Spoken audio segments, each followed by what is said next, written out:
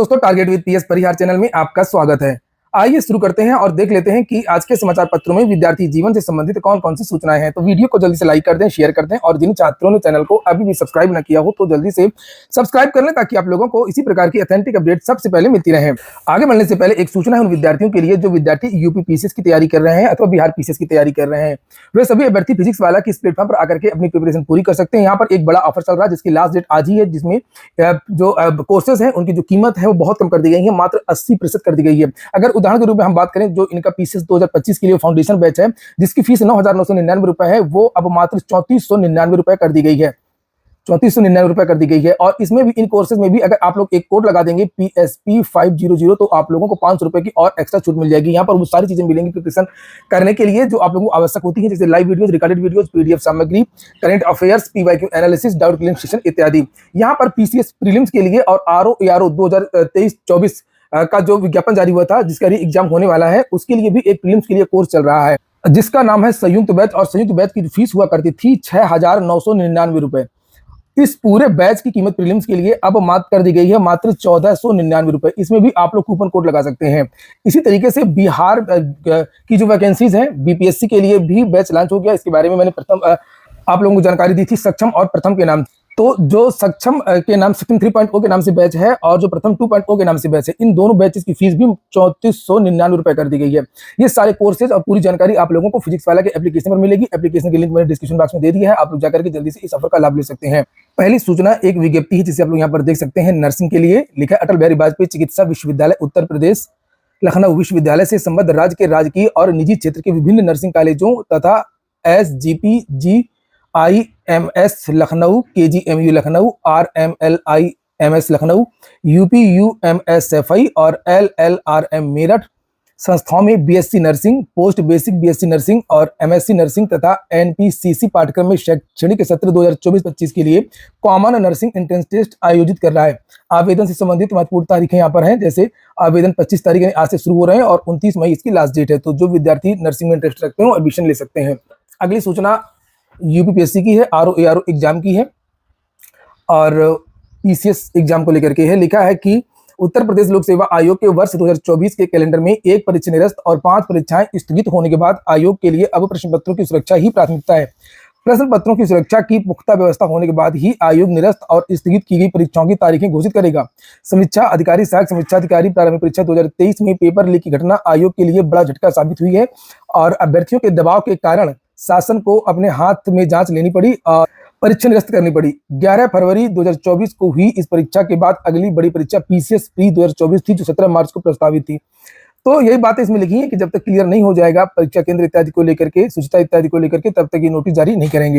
और कल मैंने आपको जानकारी दी थी इसके बारे में, RO एग्जाम को लेकर के भी और पीसीएस को लेकर के भी। तो जो जानकारी निकल करके आ रही है कि ये जो काम है परीक्षा केंद्रों को लेकर के, प्रश्न पत्रों को लेकर के, ये जल्द हो जाएगा और आप लोगों को जो नोटिस है वो जल्द देखने को मिल जाएगी।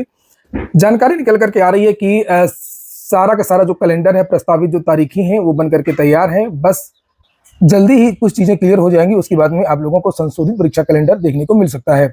अगली सूचना LT ग्रेड को लेकर के भी है, लेकिन आप लोगों ने वीडियो को लाइक ना किया हो तो वीडियो को लाइक अवश्य कर दिया करें।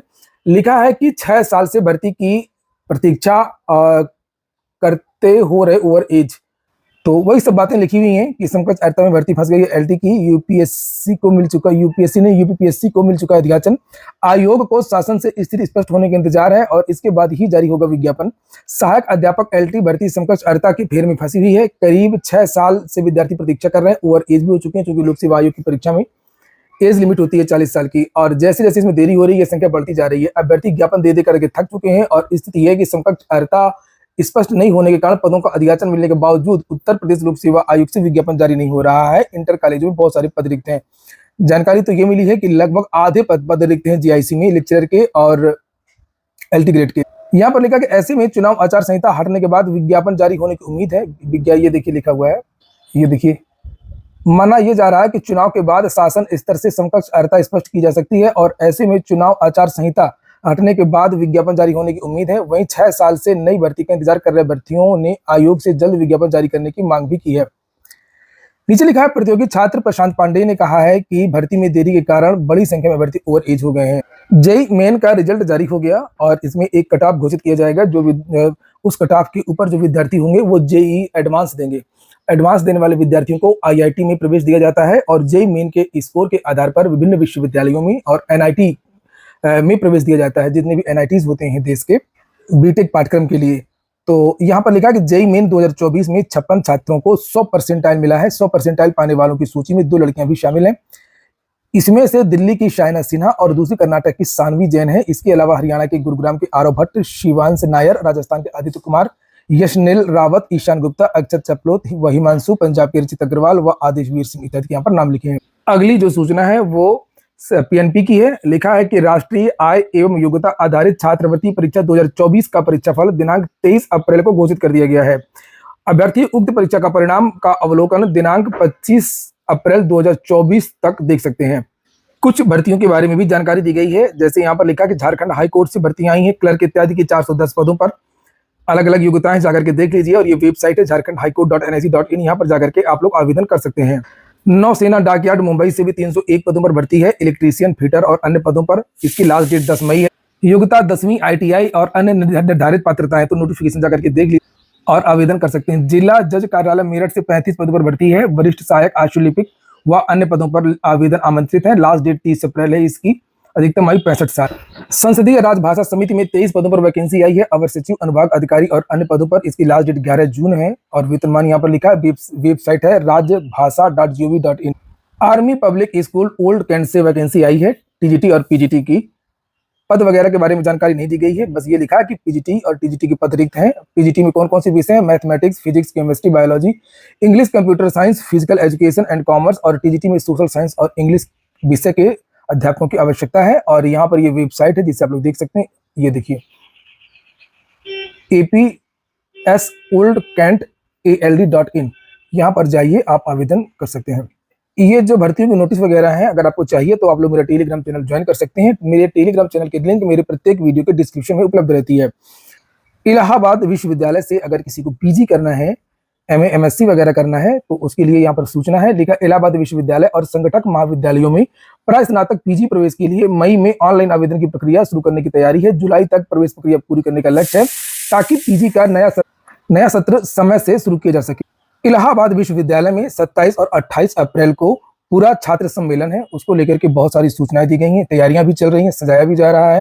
कल के समाचार पत्रों के माध्यम से जानकारी ये दी गई थी कि इलाहाबाद विश्वविद्यालय से बहुत सारे ऐसे छात्र हैं जिनका बॉलीवुड में भी डंका बजता है।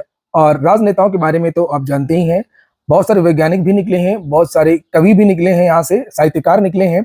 और आज लिखा हुआ है कि यहाँ से बहुत सारे न्यायाधीश भी निकले हैं।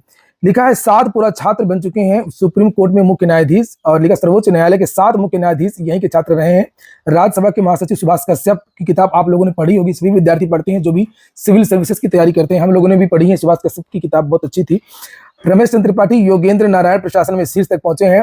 वहीं पर सुभाष कश्यप जी के बारे में अगर बात करें तो ये छात्र संघ के अध्यक्ष भी रह चुके हैं 1948 और 1949 में। यहाँ पर जो सुप्रीम कोर्ट के चीफ जस्टिस रह चुके हैं उनके बारे में जानकारी दी गई है। इलाहाबाद विश्वविद्यालय से justice Rangnath Mishra, justice Kamal Narayan Singh, justice Vishweshwarnath VN Khare के नाम से ज्यादा मशहूर है, justice RS Pathak, justice Mirza Hamidullah Beg, justice Mohammad Hidayatullah Beg, justice Kailash Nath Wanchoo supreme court के मुख्य न्यायाधीश रहे हैं। गुजरात हाई कोर्ट के भी मुख्य न्यायाधीश रहे। जस्टिस विक्रमनाथ इसी विश्वविद्यालय के छात्र रहे हैं। और इस समय की अगर हम लोग बात करें, लिखा वर्तमान में वह सुप्रीम कोर्ट में न्यायमूर्ति हैं। इसी क्रम में justice Pankaj Mittal, justice Manoj Mishra, justice Sudhanshu Dhulia. ये सुधांशु धुलिया जी की बैंक शिक्षक भर्ती में आप लोगों ने सुना होगा। और इनके भाई हैं तिग्मांशु धुलिया, जो बॉलीवुड में गैंग ऑफ वासेपुर और बहुत सारी फिल्मों में देखा होगा, कल के समाचार पत्रों के माध्यम से भी दिया गया था। तो ये जो दोनों भाई हैं, ये इलाहाबाद विश्वविद्यालय के छात्र रह चुके हैं। अंतिम सूचना पेपर लेकर के है। लिखा बिशप जॉनसन नहीं तो दूसरे स्कूल से आउट होता पेपर। अब तैयारी STF कर रही है अन्य जितने भी विद्यालय हैं जहां से पेपर आउट होते रहे हैं वहां पर नोटिस भेजने की। लिखा समीक्षा अधिकारी, सहायक समीक्षा अधिकारी का पेपर अगर bishop Johnson girls school and college से नहीं होता तो दूसरे स्कूल से होता। अभियुक्त अर्पित विनीत यशवंत की एक और कॉन्वेंट स्कूल में सेटिंग थी। उसने यह बात झूसी निवासी आरोपित कमलेश कुमार पाल को बताई और इसी तरीके से अर्पित ने कमलेश को पूरी तरीके से विश्वास में ला दिया कि उसकी 2 स्कूल में अच्छी सेटिंग है। और इसीलिए अब चर्चा इस बात को लेकर के हैं, जितने भी ये प्राइवेट कॉलेज हैं यहाँ पर सेंटर नहीं होना चाहिए। ये बात इसके पहले भी कई बार उठ चुकी है। और ज्यादातर इस तरीके के जो मामले निकल करके आते हैं वो ऐसे ही वित्तविहीन विद्यालयों के बारे में निकल करके आते हैं। इसको भी आप लोग देख सकते हैं। वैसे स्नातक दूसरे और तीसरे वर्ष में प्रवेश को NOC अनिवार्य। लखनऊ विश्वविद्यालय या संबद्ध किसी भी कॉलेज में स्नातक दूसरे और तीसरे वर्ष में प्रवेश के लिए संबंधित संस्थान की अनापत्ति प्रमाण पत्र अनिवार्य है। अगर आपने किसी विश्वविद्यालय में आपने फर्स्ट ईयर में एडमिशन लिया है तो द्वितीय वर्ष दूसरे विद्यालय में एडमिशन ले सकते हैं, या दूसरे विद्यालय में है किसी दूसरे विद्यालय में आप सेकेंड ईयर में है, थर्ड ईयर किसी और विश्वविद्यालय से करना चाहते हैं तो अब एडमिशन ले सकते हैं। इसमें बदलाव कर दिया गया, बस ये कि पहले के विद्यालय से आप लोगों को एनओसी लेनी होगी। यहाँ पर लिखा हुआ है कि राष्ट्रीय शिक्षा नीति 2020 में स्नातक दूसरे या तीसरे वर्ष में एडमिशन लेने का प्रावधान है। कुल सचिव ने बताया कि प्रवेश के लिए एनओसी प्राप्त करना जरूरी है। तो ठीक है दोस्तों, ये हो गया आज का वीडियो को अच्छा लगा हो, एक काम का हो तो लाइक अवश्य कर दें। जिन छात्रों ने चैनल को सब्सक्राइब न किया हो सब्सक्राइब कर लें। पूरा वीडियो सुनने के लिए बहुत बहुत धन्यवाद।